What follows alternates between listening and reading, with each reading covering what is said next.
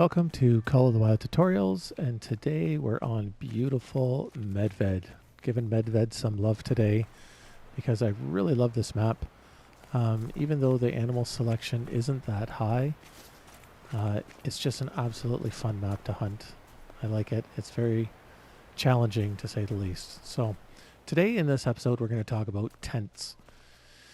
So there's much to know about tents. Well, maybe not so much to know about tents, but sometimes we have difficulties with them. Let's talk about them a little bit. So once you have tents in your inventory from the outpost, a tent is like a miniature outpost. Now, in order to place a tent, you have to put it in the right spot. And as you can see here, it's a darker color. You need to, in order to know that you can place a tent, it's got to be that lighter color. And then you can deploy it. If it's that dark color and you press R2 to deploy it, it just won't happen. It's got to be that lighter color. If you don't like the way it's facing, you can just turn it with the L2 button, and that rotates it in that direction. It's kind of a pain it doesn't rotate the other way. It only rotates the one way. That's L2. And then you press R2 to deploy it.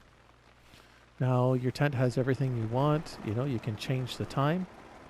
And you have your storage here so that you can get into your storage and change your weapons and everything else. So I like carrying tents with me, especially when I'm hunting a new map to go exploring.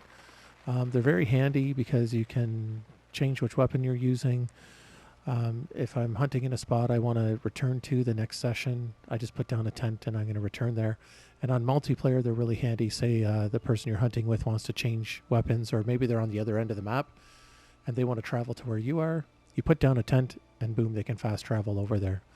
So to pick up the tent, you just walk up to this and press square, and that takes your tent down.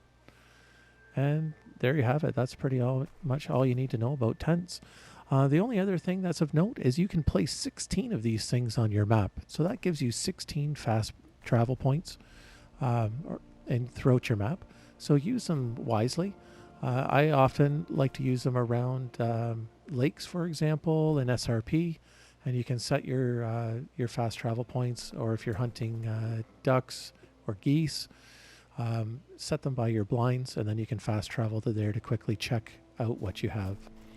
So from Medved, give it some love. If you haven't tried it, it's a fun map. This is Call of the Wild Tutorial saying happy hunting.